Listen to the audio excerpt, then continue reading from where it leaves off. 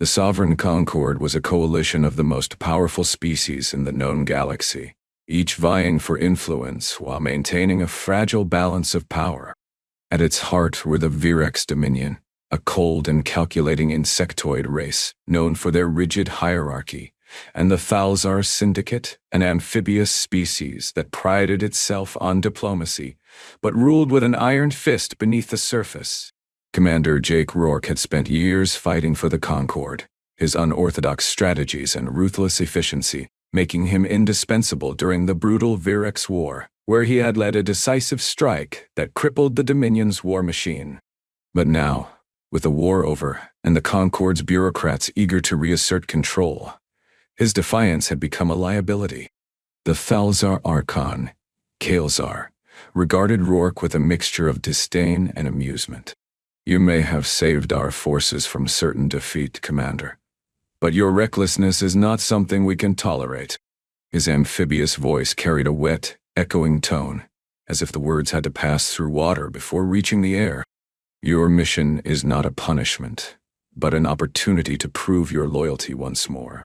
Rourke's jaw tightened. He knew the Concord's opportunities all too well. They were nothing more than veiled executions, missions designed to eliminate those who had become too independent, too dangerous to control. He had seen it happen to others, brilliant minds and warriors who had served the Concord only to be cast aside when they no longer fit within the rigid structure of their rule. Now, it was his turn.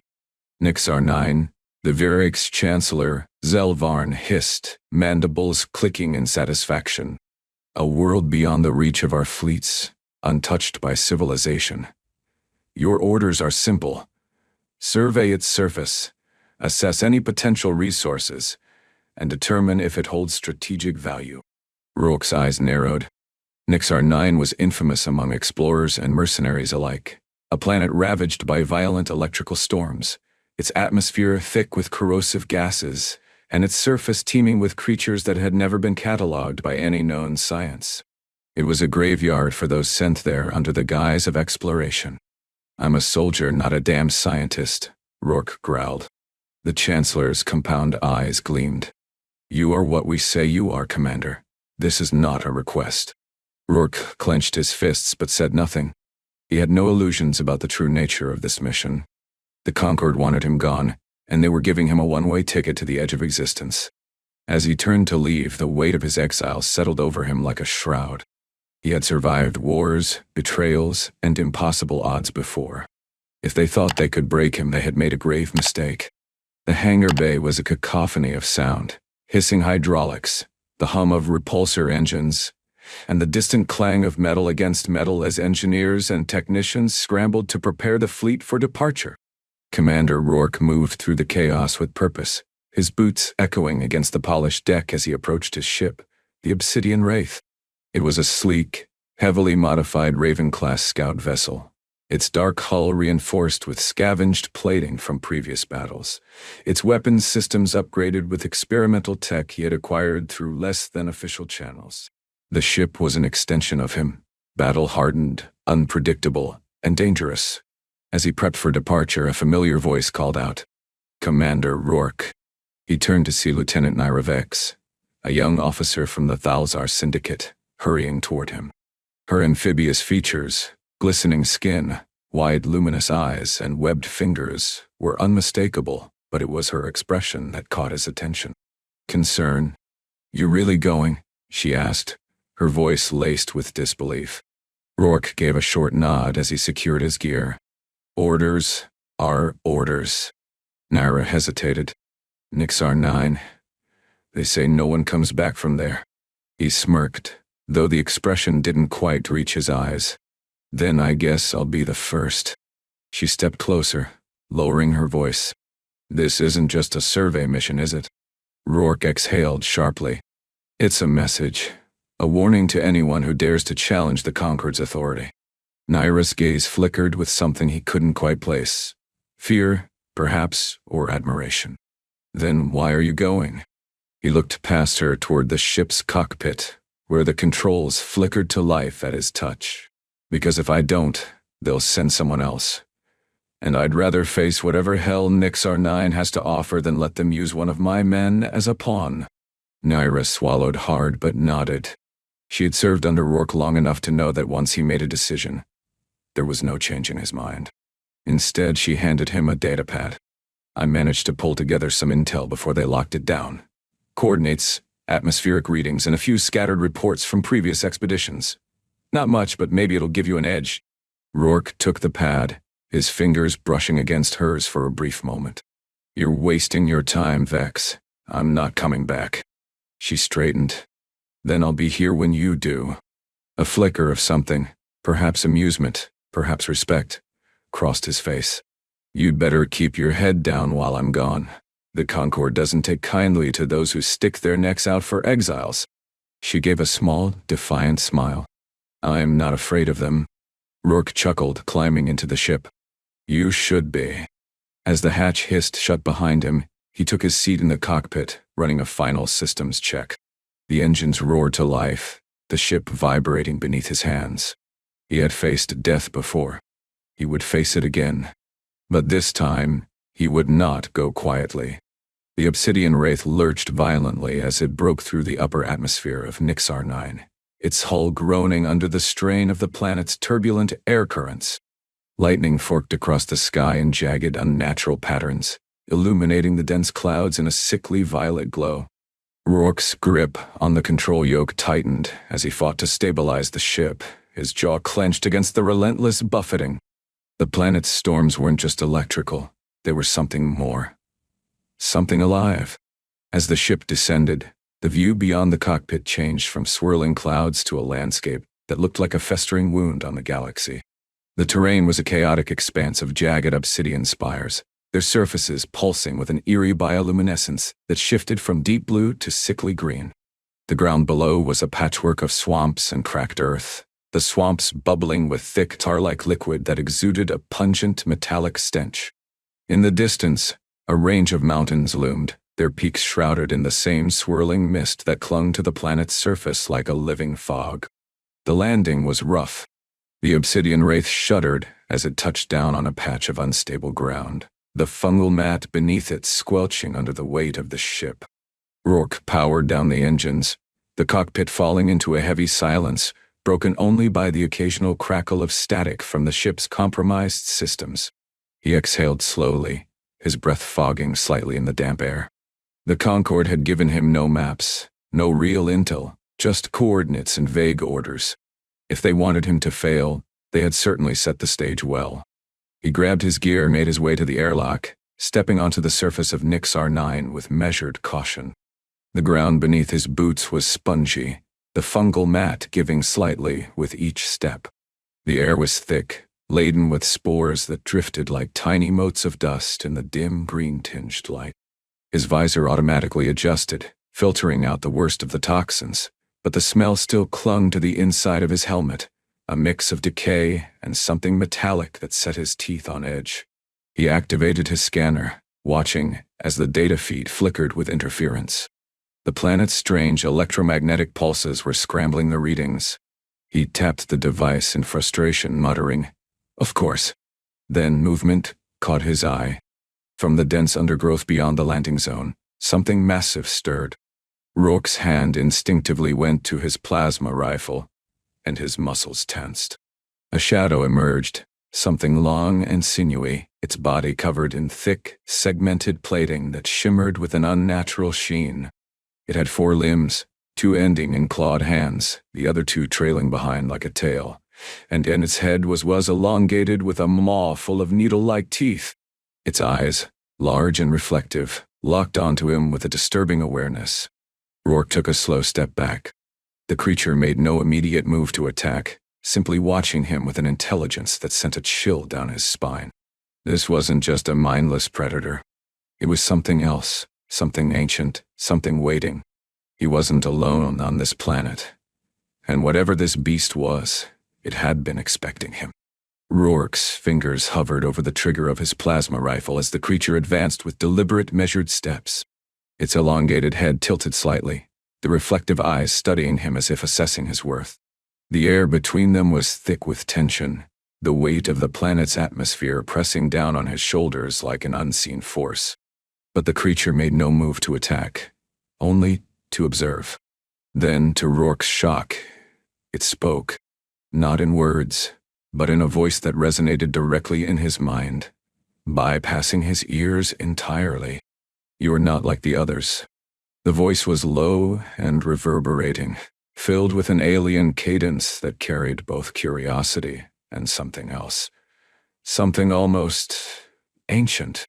Rourke's grip on his weapon faltered for a fraction of a second before he steadied it. He had encountered telepathic species before, but none that spoke with such clarity, such presence. "You can talk," he muttered, more to himself than to the creature. "No. You hear me. Few of your kind have before." The creature's massive form loomed over him, its segmented body shifting subtly as if it were adjusting to his presence.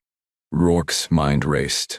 If this being could communicate, it meant Nixar 9 was more than just a hostile wasteland. It was home to something intelligent, something powerful. And if the Concord had sent him here believing it to be uninhabitable, they had lied. He took a cautious step forward, lowering his weapon just slightly. "You've seen others like me?" "Yes." The creature's mind voice was laced with something that might have been disdain. "The ones who came before were weak. They did not understand this world. They did not survive." Rourke's stomach twisted. The Concord had sent others here before. This wasn't just a mission. It was a pattern. A way to dispose of those who defied them. He had suspected as much, but hearing it confirmed by an alien mind made it all the more real. "I'm not like them," he said, his voice steady. "I've survived worse." The creature let out a low, rumbling sound, perhaps amusement, perhaps a warning. "You are bold, human. But boldness alone will not save you." Rourke's eyes flicked to the surrounding terrain. The swamps, the towering spires, the ever-present mist. It was a world designed to kill, and yet this creature thrived within it. He had spent his career studying alien life, dissecting their strengths and weaknesses, and learning to exploit them in combat. But this wasn't a foe to be fought. This was something else. "You live here," he said slowly. "You know this place better than anyone. I am its guardian." The creature's voice carried an unmistakable pride. "This world has endured much. It has been cast aside, just as you have." Rourke's breath caught. The implication was clear. The Concord hadn't just sent him to die. They had sent him to a place where they had already exiled others. The planet was not uninhabitable.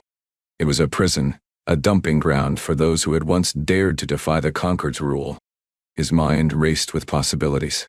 If the Concord had been exiling their enemies here for years, then Nixar 9 was more than a graveyard, it was a crucible. A place where the strong survived, where the weak were culled.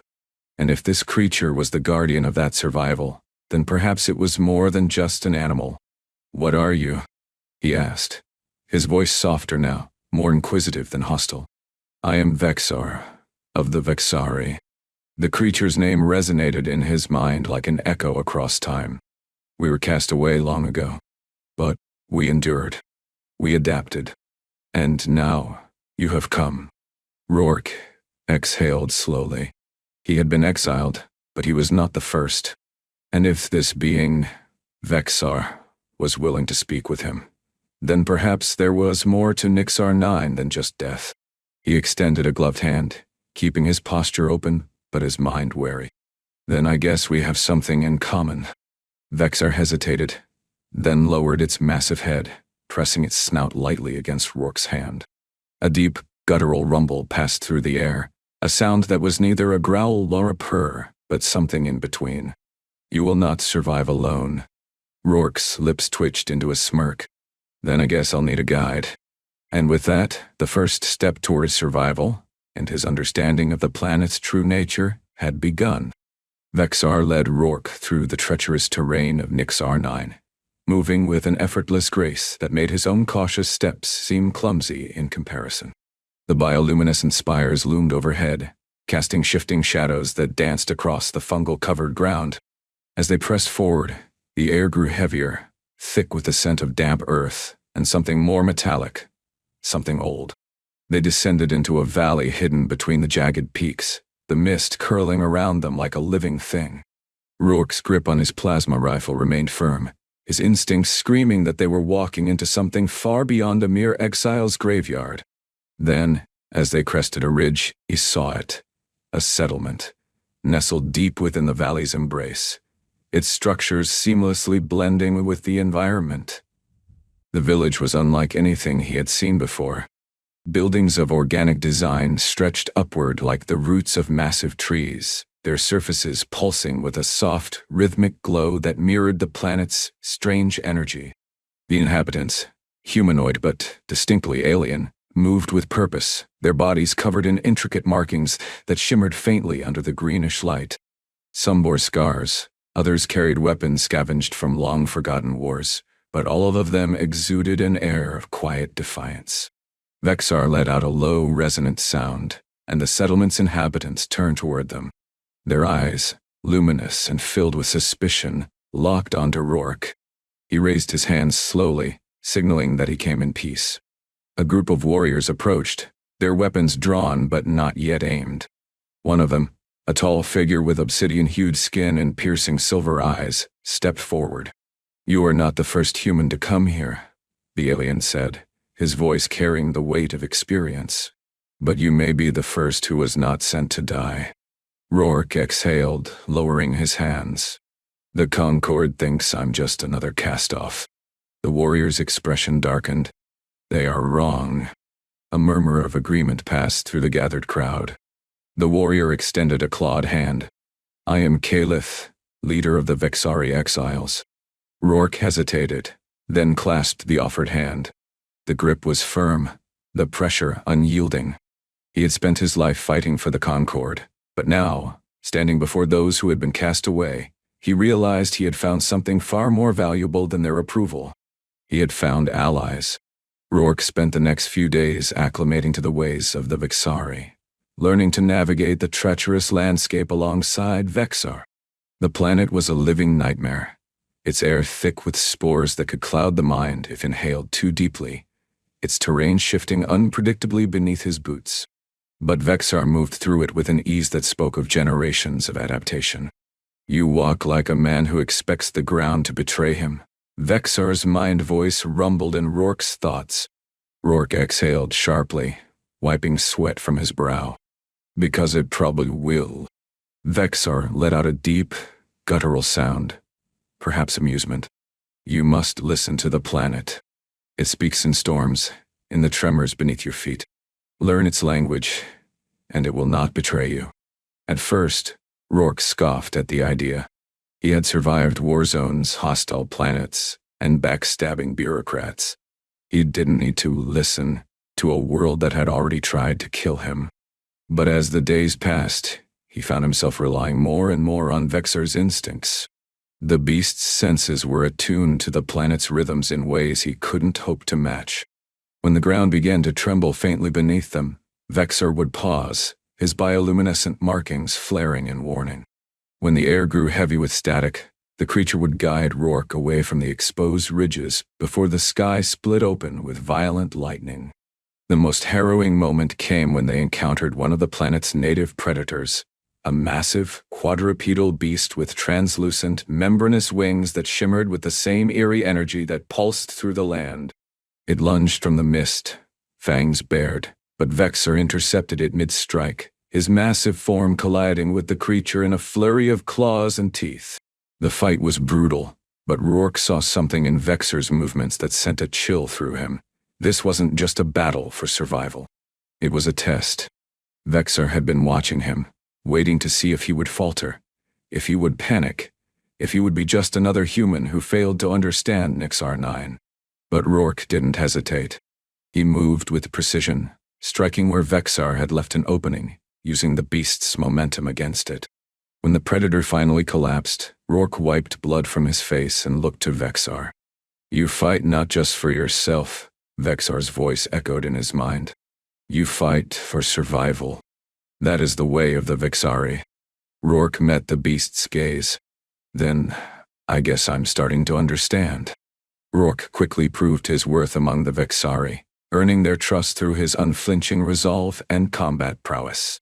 He trained alongside their warriors, adapting his human tactics to their alien physiology, learning how they fought, how they moved, and how they used the planet's energy to their advantage. Unlike the rigid hierarchical military he had served under in the Concord, the Vexari fought as a single, fluid force, their attacks synchronized in a way that suggested something deeper than mere discipline. Kaelith observed him closely, watching as he sparred with the Vexari hunters, his movements sharp and efficient despite the unfamiliar terrain. "You are not just a soldier," the leader mused one evening as they sat near the glowing heart of the settlement. "You are a strategist, a planner." Rourke smirked, wiping sweat from his brow. "I've learned to expect the unexpected." Kaelith nodded. "Then you understand why we have endured. The Concord believes this planet to be a death sentence, but to us, it is a proving ground. Those who survive learn to fight not just the land, but the very forces that seek to break them." Rourke studied the settlement, its structures pulsing with the same strange energy that coursed through the planet itself. The Vexari had not merely survived here, they had thrived. They had built a home, a culture, and a resistance. And now, they had a new ally.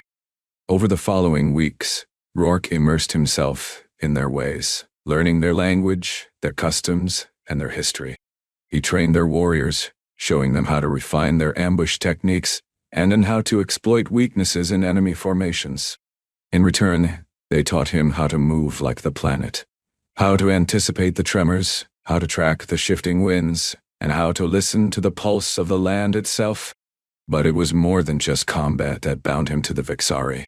He found himself drawn to their resilience, their unbreakable spirit. They had been cast aside, hunted, and exiled, yet they had not surrendered. They had built something greater than survival.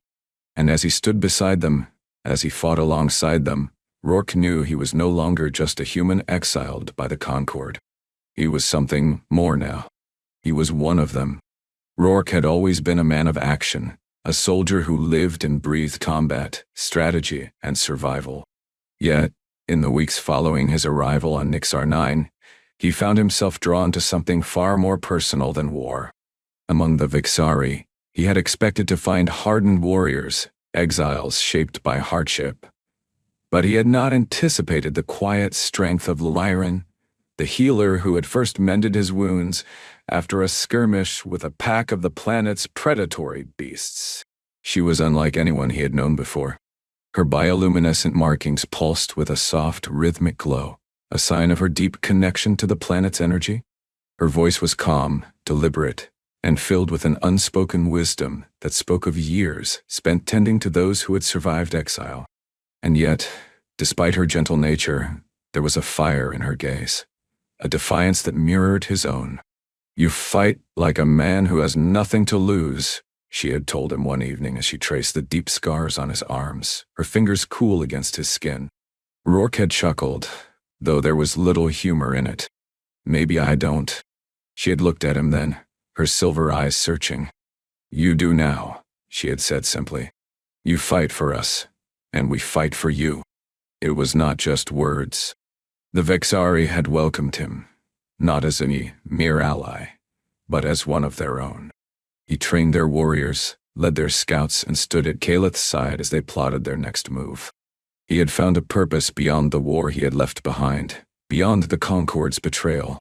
And in Lyrion, he had found something even rarer, someone who understood the weight of his past without needing him to explain it. One night, as they sat beneath the pulsing spires, she placed her hand over his. "You came here expecting to die," she murmured. "But now, you live for something more." Rourke exhaled, his fingers tightening around hers. "Maybe I do."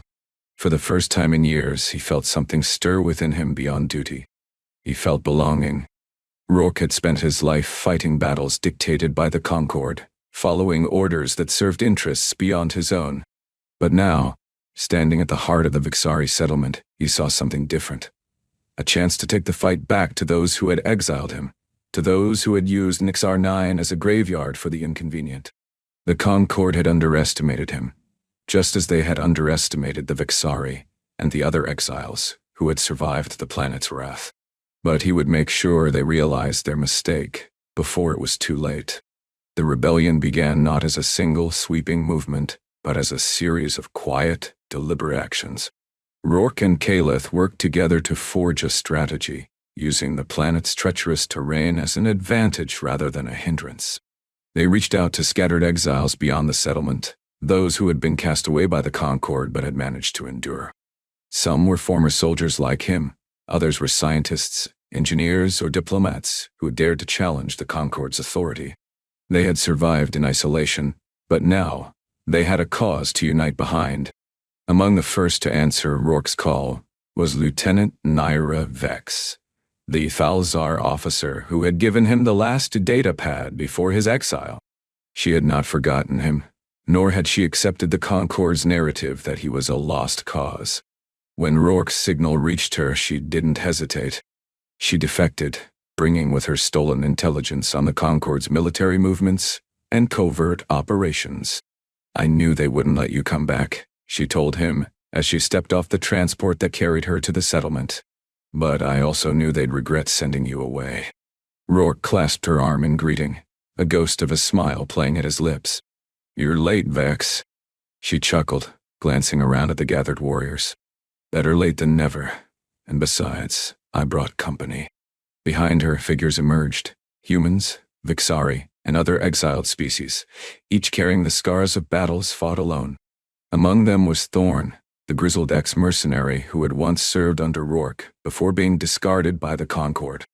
And then there were the unexpected faces, officers who had served in the very fleets that had tried to hunt him down, now standing beside him with newfound resolve. The rebellion was no longer just a handful of exiles surviving in the shadows. It was a force that would soon strike at the heart of the Concord's empire. The rebellion's fleet was small, but it was fast.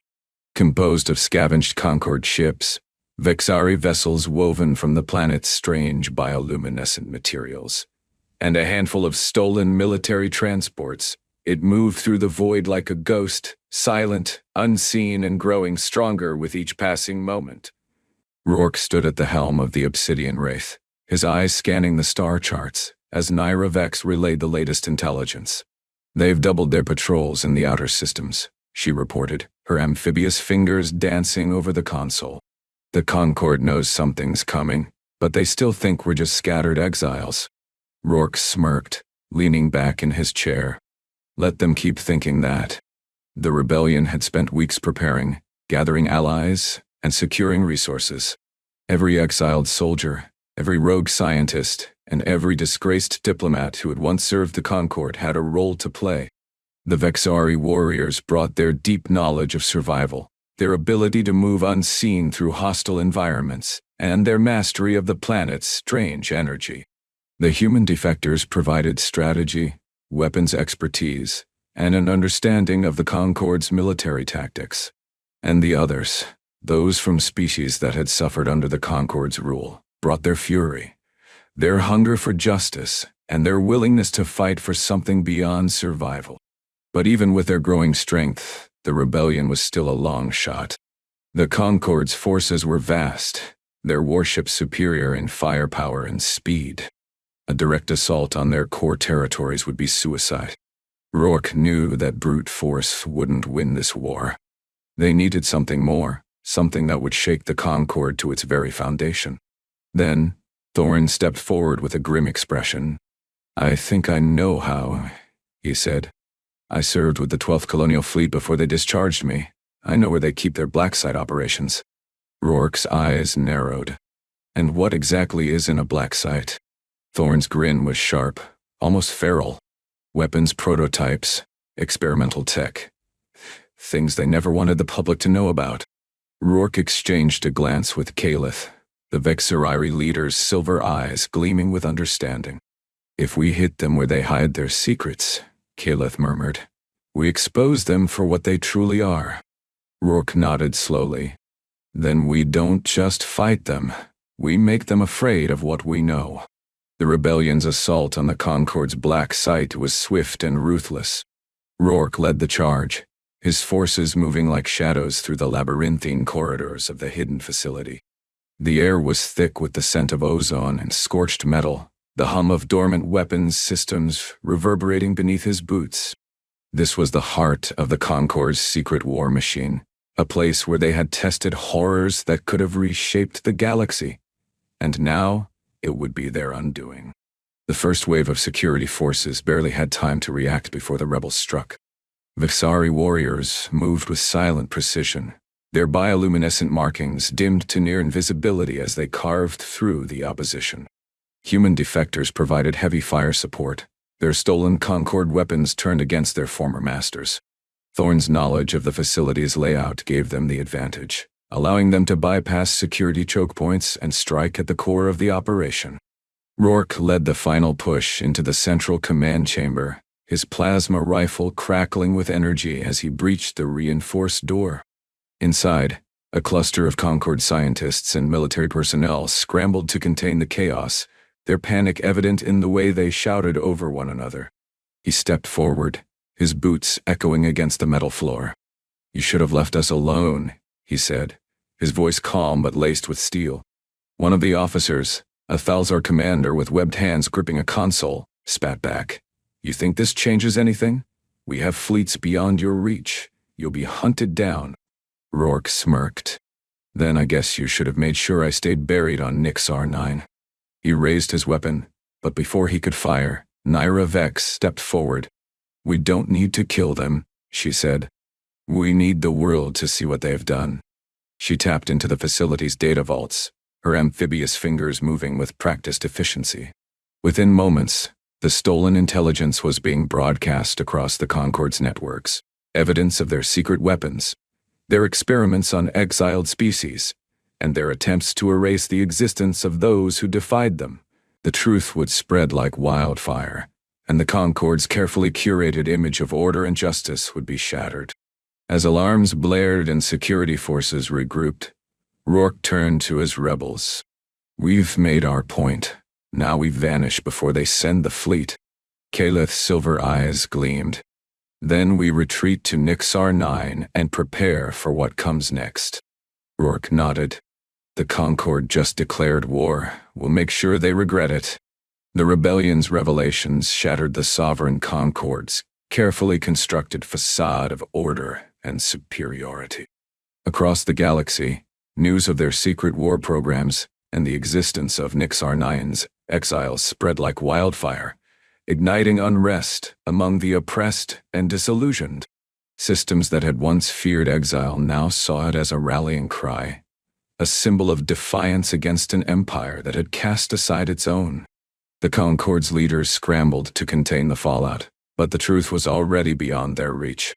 Rourke and his forces struck with relentless precision, using the element of surprise and the chaos of their broadcasted intelligence to their advantage. The Obsidian Wraith led the charge through the outer colonies, striking at Concord's strongholds and liberating exiles who had once been silenced. The Vexari's mastery of Nixar 9's energy allowed them to disrupt enemy communications, scramble sensor readings, and move unseen through the most fortified defenses. Human defectors, now seasoned rebels, provided tactical expertise, infiltrating the very heart of the Concord's military operations. And at the center of it all stood Rourke, exiled warrior, now the leader of a revolution that would not be ignored. The final confrontation came at the Concord's capital, a sprawling orbital station where the rulers of the galaxy had long dictated the fate of those beneath them. Rourke's fleet, now bolstered by defectors from across the Empire, breached the station's defenses in a coordinated assault that sent shockwaves through the Concord's leadership. The once unshakable bureaucrats found themselves cornered, their empire crumbling around them. Standing before the Council of Elders, Rourke's voice was steady, his stance unyielding. "You thought you could erase us, bury us in the void. But you underestimated the strength of those you cast aside." He gestured toward Kaelith, Vexar, and the warriors who had fought beside him. "You thought exile would break us. Instead, it forged a resistance you cannot control." As the station's lights flickered and the rebels surged forward, Rourke knew one thing with certainty: the age of the Concord's rule had ended. And the age of those they had deemed unworthy had just begun.